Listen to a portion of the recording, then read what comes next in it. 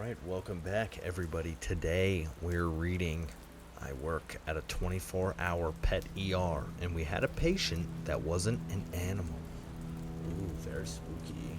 The man walked in at 2 a.m., dragging something black behind him. The way it moved didn't sit right, and neither did he. The receptionist felt it immediately. It was the way he walked, stiff and uneven, like a scarecrow with one leg shorter than the other.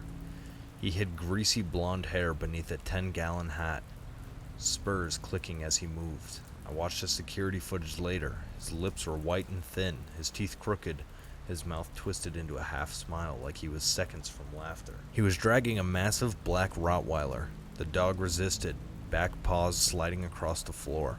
The camera didn't pick up sound, but later, the two gals at the reception told me what he said. He's acting possessed. They handed him intake forms. He hobbled back to a bench. I watched through the camera lens as another client holding a cat carrier slid away from him. I looked up his paperwork. The address led to some warehouse out in the scrublands 3 states away. The name seemed fake too. Keaton. No records, no online presence, didn't seem to fit him. But the dog's name? Mutt. That was the only detail I believed. You might wonder why I checked. It's not standard protocol. I don't usually do this, but the events of the last few nights led me to my research. Yeah, that's definitely a fucking HIPAA violation. You can't be doing that. When he handed the paperwork back, he sat down again, dragging the dog with him like a sack of flour. He leaned against the wall, arms folded, eyes fixed ahead. He moved, like a corpse propped upright. His dog didn't move much either. It just sat there, waiting. We see a lot of characters here. Some aggressive, some kind, but this man, something about him was wrong in a way I can't articulate. I stepped into the lobby to bring him into an exam room. It took him a second to register me, like he was in a trance, and then the smell hit me. Stale cigarettes, gas fumes, and beneath that, something worse. A rotten, greasy stench that clung in... Fuck me, dude, I can't fucking read. I stepped into the lobby to bring him into an exam room. The dog sat still. Vacant, a husk. It was like someone had lobotomized it. As it stood there, drool began dripping from its mouth, pooling on the floor. I introduced myself and got to work. So what's going on with Mutt today? Keaton didn't answer right away. His eyes drifted to the ceiling like he was staring at something that fluttered in the air above us. Oh, he ain't acting right. He ain't been eating much. This is usually where clients start rambling. Some could go on for hours if you let them. He had decided he'd given me enough information. He sat staring at the ceiling through those dirty locks of hair. When I knelt to take the dog's heart rate, the second my fingers touched its skin, a wrongness crawled into me. That tingle before lightning strikes. That creeping dread when something awful is about to happen. The vitals were normal. The heart rate, breathing, but its skin was cold, and its temperature was 97 degrees, lower than we like. I checked its skin, seeing how dehydrated it was, but when I peeled back its loose lips to check its gums, I felt a jolt of unease, like I was too close to something I shouldn't be. The gums were pale, pupils locked onto me, dilated. That feeling of unease was sickening. Don't turn your back on him, the man said. I paused mid-turn. Excuse me? If you're gonna walk away from him, do it facing. Otherwise, something bad might happen. I exhaled, irritated. He'd watched me get close to the dog, lean in, take its temperature, listen to its heart, yet now he wants to warn me that it is aggressive. I like this situation less and less. The man, the dog, the way this whole situation ached in my gut. I backed away, facing the dog. It watched me like I was prey, like I was meat. A few moments later, our on-site emergency veteran, Dr. Harkman, Dr. Harkham came in. Old school, no nonsense. He and Keaton exchanged few words. The vet recommended blood work and an overnight stay with an IV fluid drip. The dog needed warming up too. Keaton never lost that dumb smile, that half-cocked grin, like something was hilarious. But he nodded, accepted the treatment plan. Yo, that's kind of fucking sketch. If I worked in this place and some weird dude came in with a dog that felt like a fucking demon, I would be like, yeah, there's nothing we can do. You're gonna have to take him out back yourself and put him down. We went to take the dog into the back treatment area. I slipped a muzzle on him, of course, and that's when I noticed how the dog refused to walk. The owner had dragged it behind him earlier, but now it wasn't acting lethargic. I could see it in its eyes. It was choosing not to move. It was being obstinate. I had a larger male staff member, Ryan, carry the dog for me. As he picked it up, he glanced at me. We didn't exchange words, but I knew he felt it too. Not only the dog, the air itself seemed to hum with an unearthly feeling. When we went to draw blood from its jugular, it didn't even react. Ryan held the dog steady, hands firm on the other side of its head, jaws up. The needle slipped in, the syringe filled. The blood felt lukewarm. Didn't feel like it had just been pumping through a live body. I ran it through the machines and it confirmed mild dehydration with some elevated, I don't fucking know what that word is, lipase values, indicating mild pancreatitis. We placed it in a heated kennel, tucked it under blankets, and hooked up the IV catheter. Keaton was gone, but relief was fleeting. Mutt remained, and with him came something unseen, presence thick as fog, pressing in from all sides. That's fucking weird. Like, just this fucking aura. I know what they're talking about. I've had some ghost experiences, and you just know. Like, it just doesn't feel good. And you're just like... That was 3 days ago. That night was quiet, rare for an emergency hospital. We had another dog kenneled 2 spaces down from the Rottweiler. It was a cattle dog that had undergone emergency laparotomy. It had been doing fine. Normal vitals, good appetite, responsive. 2 hours later, I crossed into the back animal ward to check on it. Cattle dog was dead. It had torn open its own incision. The cone lay discarded. It hadn't just licked or nibbled, it had utterly and completely dismantled itself. Holy shit. Even when coils of intestine unfurled from its abdomen, it kept biting at those guts. The dog has attacked his own innards as if they were coiled vipers waiting to lunge. Dog was in a wet slump, head limp against the floor.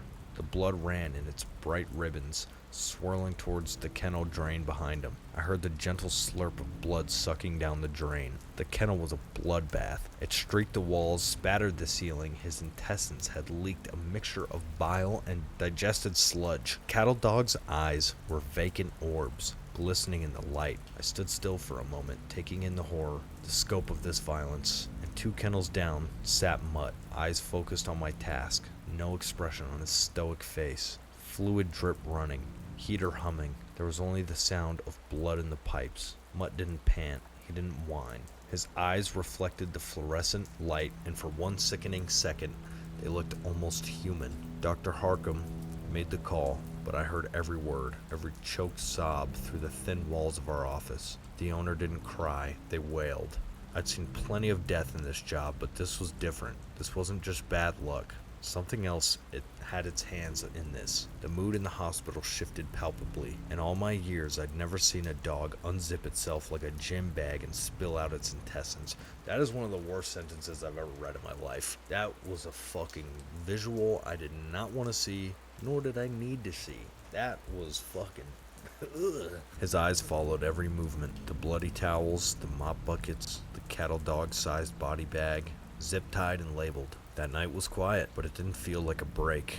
I imagined I was in a field staring at thunderheads form, like warships in the distant sky. That feeling was the promise of something worse to come. At some point, hours after the cattle dog's death, I heard the steady beeping of a monitor from the kennel ward. It was the IV pump hooked up to Mutt. I didn't want to go over there, but I did. I brought Ryan. We slipped the muzzle over Mutt's head. He didn't resist, didn't flinch. He just let it happen. His eyes followed the movement of our hands as we buckled it behind his head.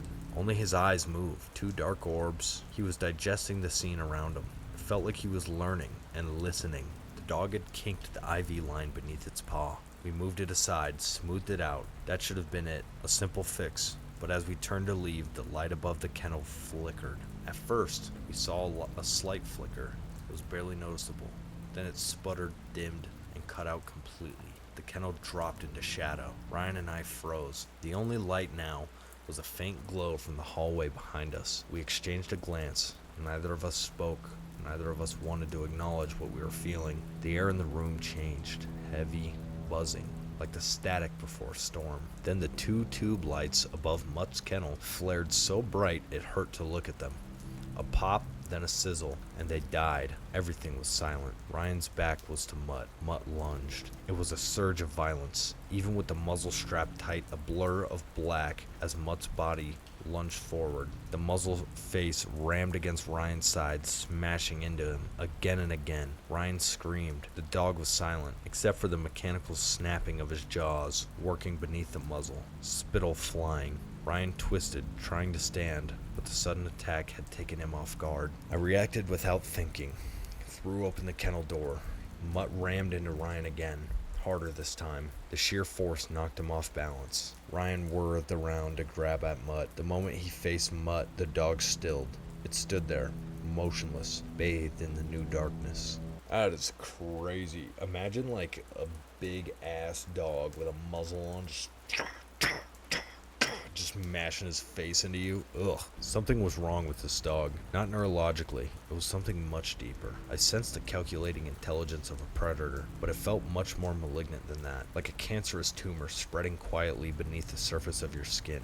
Ryan and I trembled, shaken to the core. Later, he revealed a bruise under his ribs, a deep bloom of violet spreading like a rose beneath his skin. Neither of us spoke about it. The rest of the night passed without incident. I focused on my other cases for the night. I worked with a Chihuahua hacking through pneumonia, and a Persian cat with seizures, and a tabby cat with proprioceptive issues in its forelimbs. I went through the motions, but my mind was elsewhere. Ryan seemed dazed, like something fresh had broken inside of him. It wasn't the shock, or the trauma, or the fear. It was more profound than that. I left for the night, still unsettled. Ryan didn't even wave goodbye when I passed by. I chain-smoked cigarettes in my car before driving home, flicked the butts out the window and watched them sail onto the asphalt. My hands were shaking the entire ride. When I finally collapsed into bed, I pulled my pistol out of my purse and slipped it under my pillow. And as the sun crept over the horizon, my dreams were wrong. I dreamt of a black face snarling in the dark, leaning in, sniffing,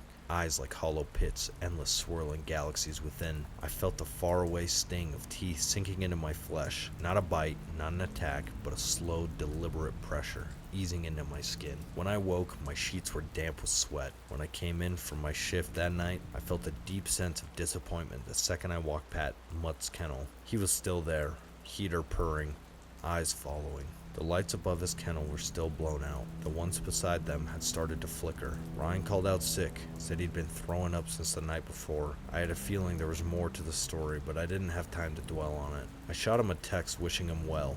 He read it, yet he didn't reply. And that sinister, eerie man who calls himself Keaton, his phone went straight to dial tone when we tried calling for a case update. He wasn't coming back. He'd paid half his bill up front in crisp old $100 bills. Crisp old $100 bills? What the fuck? That doesn't make any sense. We weren't getting the other half. The night was busier. I told my manager we shouldn't put any other dogs in that ward, but we didn't have a choice. Our small animal ward was on the other side of the building, but for the larger dogs, they had to go there. We admitted a Great Dane with liver disease. There was nowhere else to put him, so I placed him in the kennel furthest from Mutt, 2 down from the cattle dog that ripped itself apart. When I went back to check on them 10 minutes later, I stopped cold. Mutt's kennel was wide open.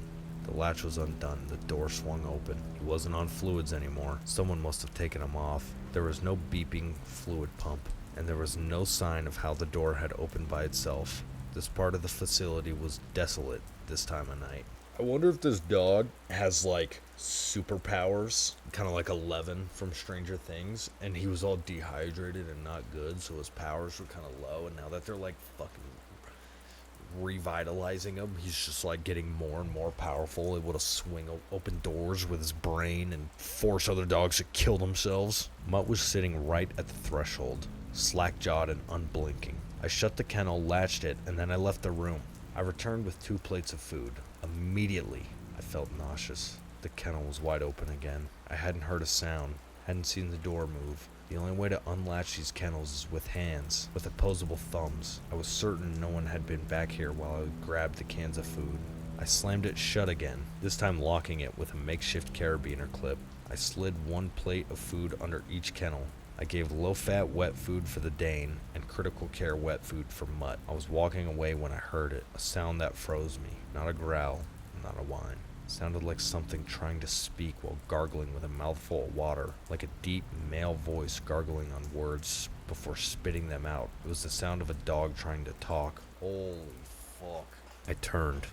Mutt sat there, silent now. Something tingled in the air, a musical conductor guiding along an orchestra. Because to my right, the Dane had begun to cry. The Dane was the one making these ungodly noises. The Dane's plate of food lay spilled across the kennel floor, his hackles folded back. The Dane backpedaled until its body pressed against the wall. I watched the Dane's gaze flicker up towards the ceiling. It became immediately apparent to me that the dog was feeling something. A deeply instinctual and inexplicable something. I knew it was feeling that way because I felt it too.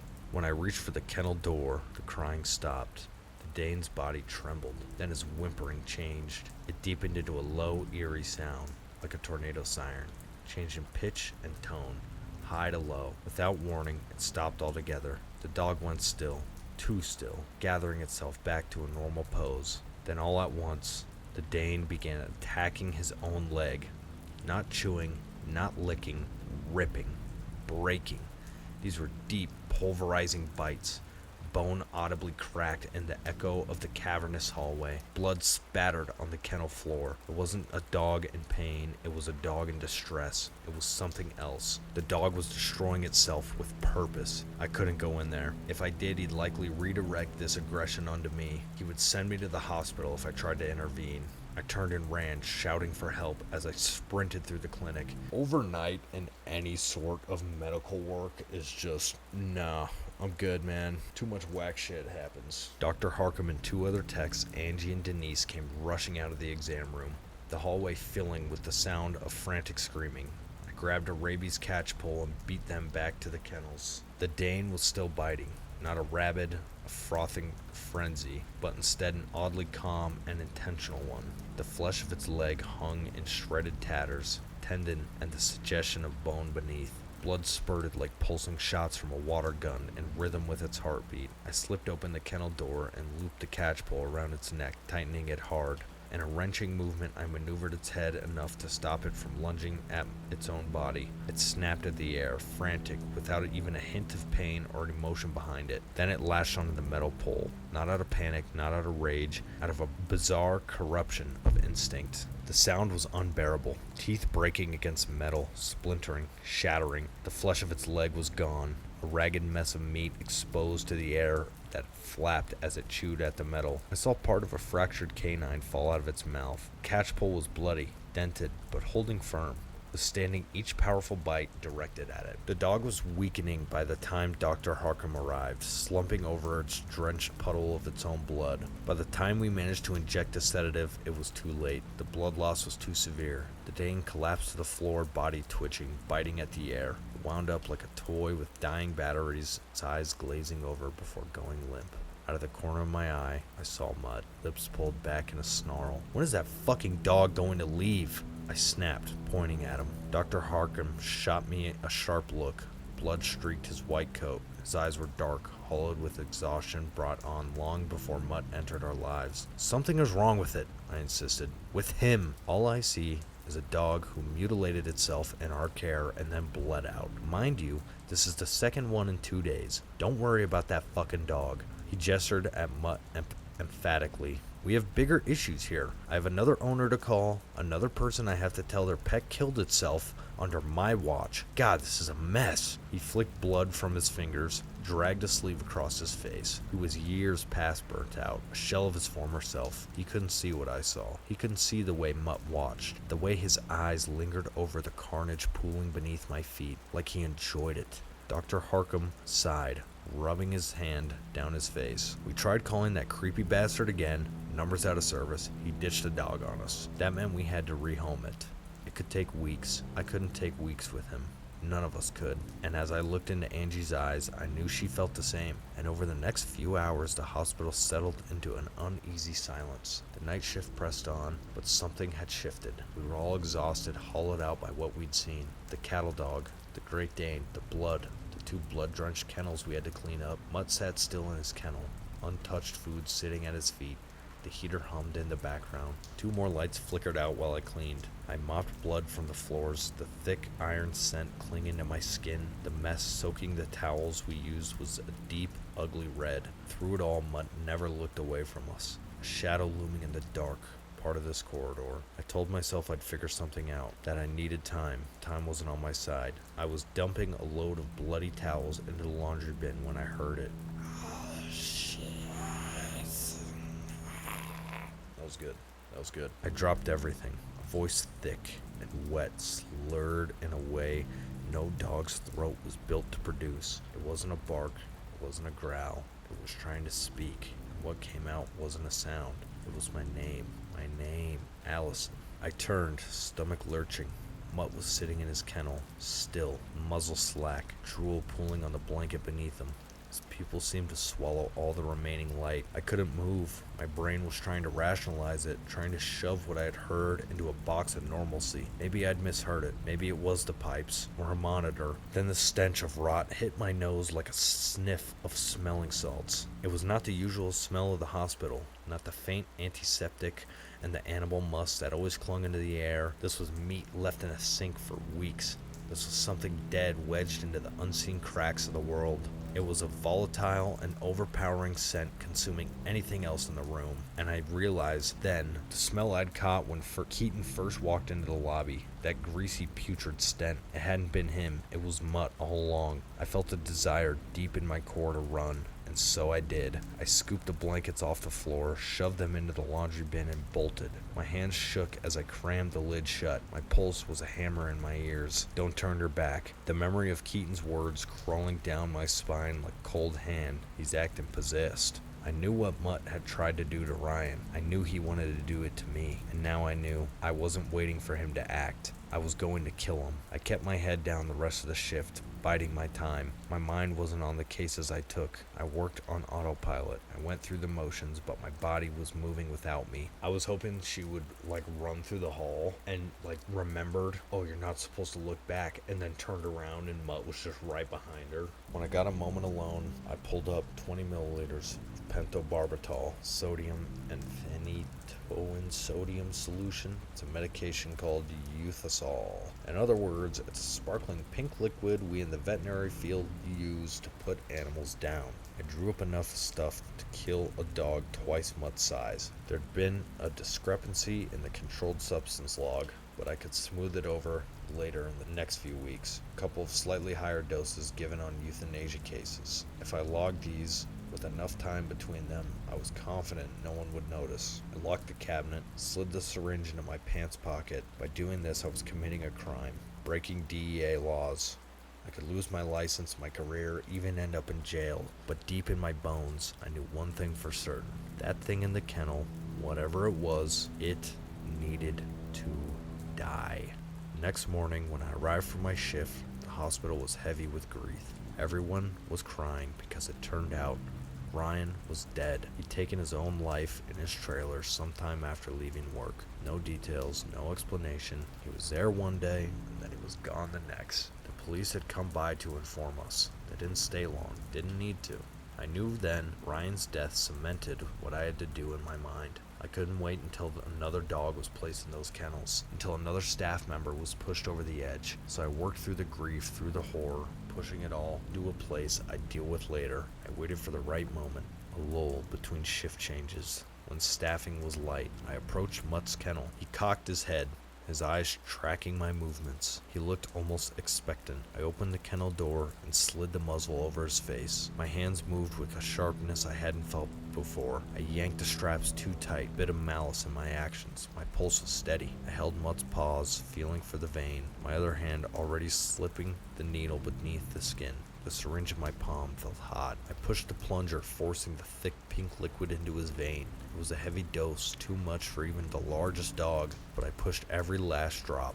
Normally, euthanasia is instant. Body slumps, the muscle relaxes, and life fades like a deep exhale. Their eyes stay open, but they flood with vacancy. Mutt didn't move. His chest still rose and fell in a slow, steady rhythm. His muscles remained locked, rigid. His pupils, wide and black, never left mine. This dose should have ended him. This dog should be dead. The hallway lights flickered. One by one, the bulbs sizzled out. plunging the kennel's ward into a profound darkness. The air thickened, heavy with the weight of something unseen. The heater shuddered to a stop. The only glow now came from the exit sign at the far end of the hall, casting a weak green wash over the kettles. The shadows seemed to twist and dance around me. I felt adhered to the spot, unable to move. The door to the kennel slammed shut behind me. Fuck that. My breath hitched. The silence was absolute now, only intercepted with the slow, wet rasp of Mutt's breathing.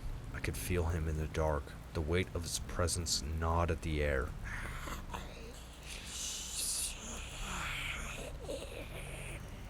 The voice came from before me, deep into the churning pool of the shadows, further back into the kennel. A sound like a vocal cords cut like strings and hidden beneath a mound of scar tissue. A broken, misshapen mouth trying to shape words. The vowels stretched, dripped with something slick and inhuman. My stomach lurched. I reached for the latch, fingers fumbling. But my hands were slick with sweat. My breathing was too loud. The darkness pressed in. The rot smell thickened, crawling up my throat. Then I felt an old, dead hand closed around my ankle. I choked on a scream. My body jolted as something gripped me. Those jagged fingernails pressed against the fabric of my scrub pants. The air rippled in an electric wash. The sensation of static snapped against my skin. I turned into a single heaving motion and ran. The door gave way beneath my shoulder, and I burst into the hallway, feet pounding against the tile. Behind me, I heard the kennel door smash open, the sound of paws, heavy and fast, hitting the ground. He was coming. I sprinted blindly through the darkness, running my fingers along the walls. I searched for the end of the hallway. When I reached it, my fingers scraped against the smooth wood. For a time, completely unable to find a knob, a latch, my fingers graced only at endless surface. Paws pounding closer behind me. I swear I heard more than one set of them. It almost sounded like a quiet herd. There was no growling, no snarling, no warning, just a rush of movement in the dark. A silent freight train barreling towards me, so I spun, pressing my back against the door. The darkness beyond was absolute, thick, and suffocating. The emergency exit sign glowed faint above me, swallowing the building in my weak neon glow. I saw the faint outline of a hunched beast, panther, crouched behind brush, seeking out its prey. Breathing filled the void, slow, wet, and thick with. Then a whisper of movement. So close, I felt the air shift around my face. I turned and bolted down the hall. Instinct drove me forward.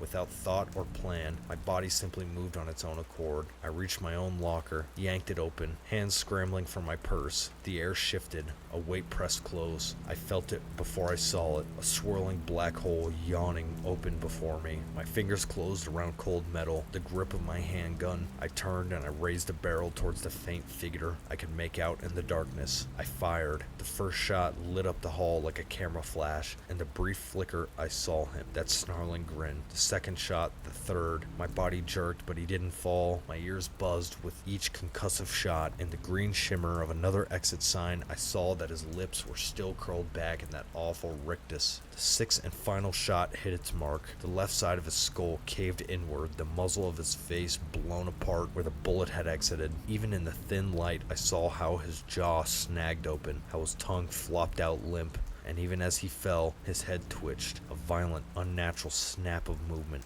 A thick, wet pop echoed. He swayed. Then finally, he collapsed in a heap all at once. I stood there, gun trembling in my hands, ears ringing. The darkness still pulsed around me, thick and heavy, pressing in from all sides. Then footsteps. Shouts, voices, someone grabbed my arm, yanking me back. The lights flickered, buzzed, then flared back to life. And for the first time, I saw what I had done. One shot had buried itself in the tile. The rest had hit him. Mutt lay on his side, his head a ruin of blood and bone. His chest rose once, twice, then he went still. The bite muzzle was missing. He must have pulled it off somewhere during the chase. I didn't move. The hospital swarmed with police. I didn't know who called them or when, but they arrived fast. A slew of questions. I registered almost nothing in my haze. They took me into the back office, my hands still shaking, my ears still filled with phantom echoes. I knew exactly what I had to say. I knew how to frame it. Self-defense. My Uncle Philip was a defense attorney. He talked shop often with me on our fishing trip outings, so I knew a little more than I let on, and I managed to play my part well, and so the police let me go. We wrapped, bagged, and stuffed Mutt in the freezer, awaiting cremation, and I took time off work. Spent a few days in silence, trying to erase the memory of that voice. Tried to ignore the palpable sound of my name in some twisted, malformed mouth. As you likely imagined, it didn't work. The phone rang on the morning of my scheduled return to work. It was a blocked number. Part of me knew the call was coming, as irrational as that sounds, and so I answered. Slow, shaky breathing filled the line. Then he began to laugh, like everything that had happened to me was just a hilarious joke. Low, drawling, thick with something that I couldn't name. Maybe it was a mouthful of tobacco chew. You shouldn't have killed it, lady. Keaton. His voice slithered through the speaker, curling like a snake around my spine. His laughter built, rising, filling the silence. You've gone and made things so much worse. And as the laughing turned into hollering, the line clicked dead. I sat there, phone pressed to my ear, staring up at nothing. His words weighed down in the air. Gone and made so much things worse. My first thought was confusion. How did he get my number? My second thought was frantic. Those words struck a chord deep inside my marrow. He said I'd made things worse, and for some reason, deep in the pit of my soul, I believed him. Well, god damn, that was a fucking good ass story. That shit was fucking terrifying. I'm not gonna lie, like that, like most of that story, I had like goosebumps and just felt like, That was created in March 24th, 2010. Damn. Wait, I lied. That was made 2 days ago by a Reddit user that goes by the name of Skull Knitter. That was really good, actually. That was a really good story. But thank you, everybody, for listening. Make sure you like and subscribe, and I will catch y'all later. Peace.